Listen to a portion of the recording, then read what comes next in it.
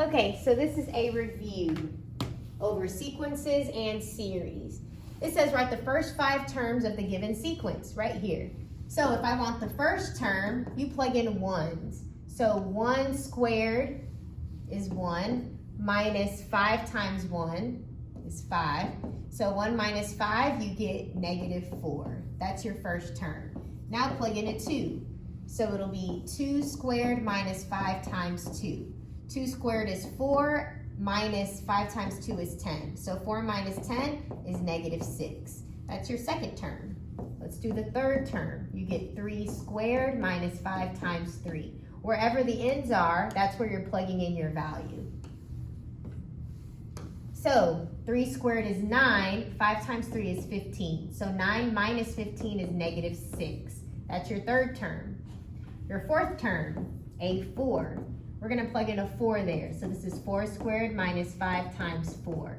This is 16 minus 20, which is -4. And then finally, your fifth term, 5 squared minus 5 times 5. 5 squared is 25, minus 5 times 5 is 25. So this is 0. So your first 5 terms are -4, -6, -6, -4, 0. Determine whether the sequence is geometric. If so, find the common ratio. Let's see if it's geometric. So I'll do 27 divided by 9, I get 3, okay? 81 divided by 27, that's also 3.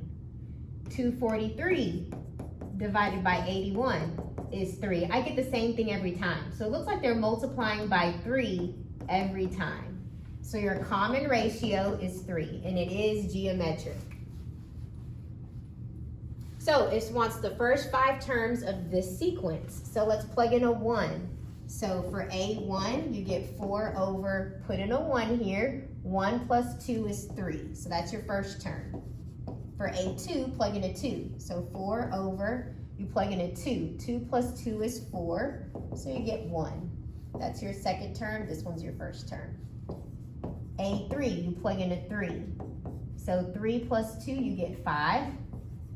A4, plug in a 4 plus 2, you get 6. And this simplifies to 4 divided by 2 is 2. 6 divided by 2 is 3. So this is your fourth term.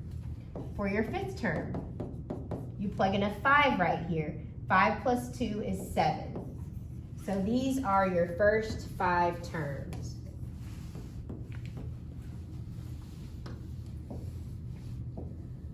Okay. First 5 terms of a geometric sequence. So you have A1, or I'll give you the formula. Your first term is 6. Your common ratio is -1/3. So this is the formula we're going to use each time. So let's find A1. It'll be 6 times -1/3. You're going to plug in a 1 right here. 1 minus 1 is 0. Anything to the power of 0 is just 1. So 6 times 1, you get 6 for your first term. Let's do the second term. You're going to plug in a 2 this time. So 2 minus 1 is 1. So this is just itself. 6 times -1/3 is -6/3, which is just -2. So that's your second term. I'll do one more, and then I believe you can do the rest. Now you're going to plug in a 3. So 3 minus 1 is 2. So I'm going to replace this and put a 2 there. -1 squared. -1 squared is 1. -3 squared is 9. So you get 6 over 9, which simplifies to, we can divide top and bottom by 3, you get 2/3. So that's the third term. And the pattern continues. This question, it finds A10 when you're given this. So you're going to plug in a 10. So A of 10, you plug in a 10. 10 squared is 100. 2 times 100 is 200, plus 5 is 205. This one, they want A4, so you plug in a 4. A4 is equal to 4 squared is 16, plus 1 is 17, and 4 minus 1 is 3. Okay, write an expression for the apparent nth term of the sequence here. It looks like they are adding 4 every time, okay? You can always subtract to be sure. -1 minus a -5. The second term minus the first term. This becomes a positive sign. This is 4. You can also do 3 minus this term, -1. This is equal to 4 because this becomes a plus sign. You can also do these two. 7 minus this term before it is 4. So it looks like the common difference is 4. So the D value is 4. So here's the formula. Your common difference, we just said, was 4. And your first term is -5. So this is the formula. If you want to, you can simplify it. So this is going to be plus 4n minus 4. And you can combine your numbers. So this is 4n minus 9. So this is your formula. Write an expression for the nth term of the sequence. So let's see. It looks like they're multiplying every time. Let's be sure. Do this term divided by this term. So -1/4 divided by 1/8. Let's see what you get. This is how you do it. Let me see if I can show you. You do control divide and get your fraction, and do it again so you get a fraction on the bottom and a fraction on the top. Okay, so on the top we have -1/4 divided by 1/8. We get -2. So that is your common ratio, -2. So here's the formula. Okay, so your first term was 1/8, so it's 1/8. Your common ratio is -2 and -1. So this is your formula for the geometric sequence. This one was an arithmetic sequence. Arithmetic. This one was geometric. Okay, let's find the sum of the finite geometric sequence. So this is the sigma character. This tells you to add up the terms of a geometric sequence. Okay, so the very first term, it's starting at 0. So if I plug in a 0, anything to the power of 0 is 1, and 3 times 1 is 3. So my very first term is 3. This value right here is your common ratio. So your R value is -5/6.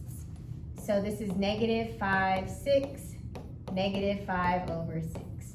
Okay, the capital N stands for how many terms you're adding together. In this case, it's 6. You plug in a 0, then a 1, 2, 3, 4, and a 5, because that's your final term is 5. That's 6 terms. A quick way to do that is you subtract these two values. So 5 minus 0 is 5, and you add one more to it. So your N value is 6. So we're going to plug this into the calculator, and I'm going to show you how that should look.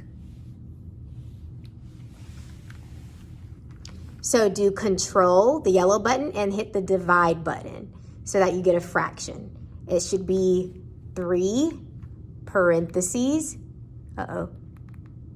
parentheses, 1 minus, do parentheses, control divide to get a fraction, -5/6, go over, and you should go up to get the 6, okay? That 6 should only be over the negative 5 6. It does not go to the 1, only to this fraction.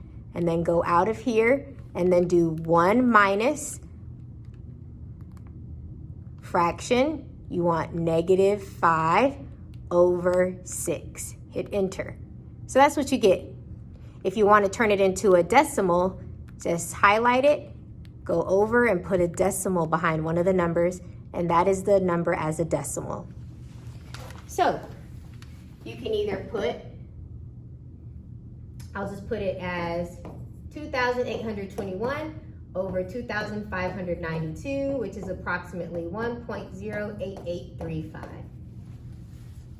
Okay, now we're going to find the sum of an arithmetic sequence. So the formula for an arithmetic sequence is n over 2, the first term added to the last term, okay? So looking here, this is the formula for a geometric sequence when you're adding up the sums, and this one is the formula for an arithmetic sequence. When you're doing the partial sum, you're adding them together. Okay, so your n value, 29 minus 1 is 28. One more would be 29.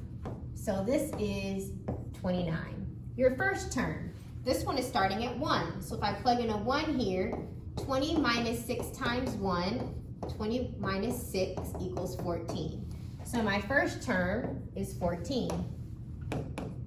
My last term is a 29. So I'm going to plug in a 29. That's my last n value. So 20 minus 6 times 29, if I put that in my calculator, I get negative 154. So I'm going to erase this and put minus 154. So if I type all of this into my calculator, control divide, 29 over 2, move it over, parentheses, 14 minus 154. I get negative 2,030.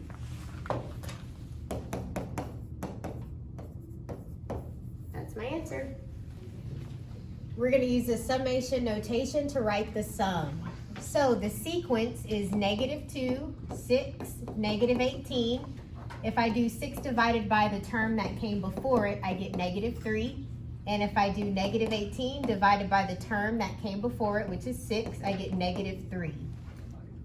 So each time I get negative 3, so that means my common ratio is negative 3. So this is a geometric sequence, and if I'm adding all the terms, that's a geometric series. So if I want to use summation notation to write the sum, you use the sigma symbol. You write your geometric sequence in here. So your first term is negative 2 times the common ratio, and your exponent is n minus 1. You start at n equals 1, and I can use my calculator to figure out which term will give me 4,374. Here's my formula, negative 2, negative 3 to the power of, if I do 8 minus 1, I get that number, 4,374. So that means my n value is 8. So that is the last term, 8. So this is your formula. Now we have a recursive function. They gave me the very first term. Now I'm going to find the next 4 terms of the recursive formula, the recursive function. So A2, wherever I see a K, I'm going to put a 2 there. So I have 2 times A, and I'm going to replace this K with a 2. And let's evaluate this. 2 minus 1 is 1. And they gave me A1 right here. A1 is 5. So I can erase this and put a 5.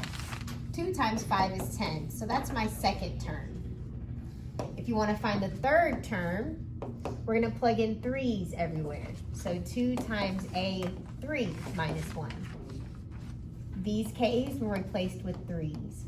So this simplifies to 3 minus 1 is 2. And A2 is what we just found. We said that A2 is 10. So I can replace A2 with 10. 2 times 10, I get 20. So the third term is 20. Now let's do the fourth term.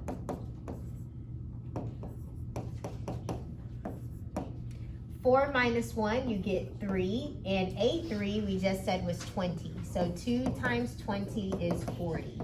And you'll do the same thing for the fifth term. So far, your first term is 5, your next term was 10, your third term was 20, fourth term was 40.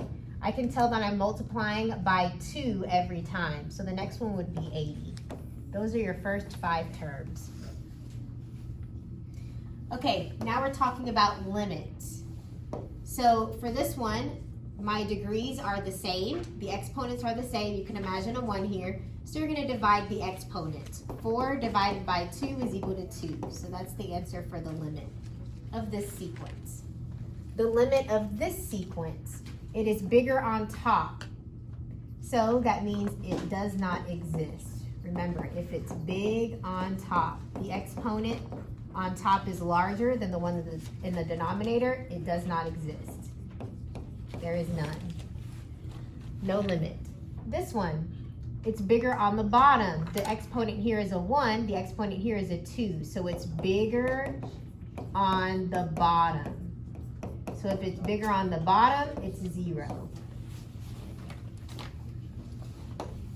Now we're going to determine if it diverges or if it converges. So this is my infinite geometric series. It's infinite because it goes on forever. You just have a dot, dot, dot here. You don't have a number right here telling you that it ends. Okay, so I'm going to find the R value. You do 3 over 2, this is the second term, divided by the one that came before it. So this will be 3/4. And let me make sure by doing this one, 9 over 8 divided by the one that came before it, 3/2.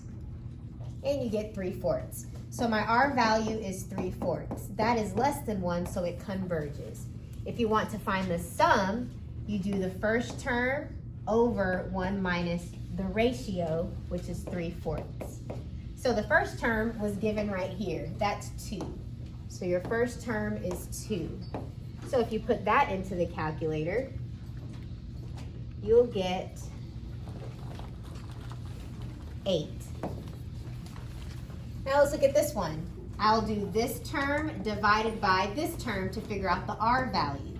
So R is equal to -16 divided by 3 divided by 4.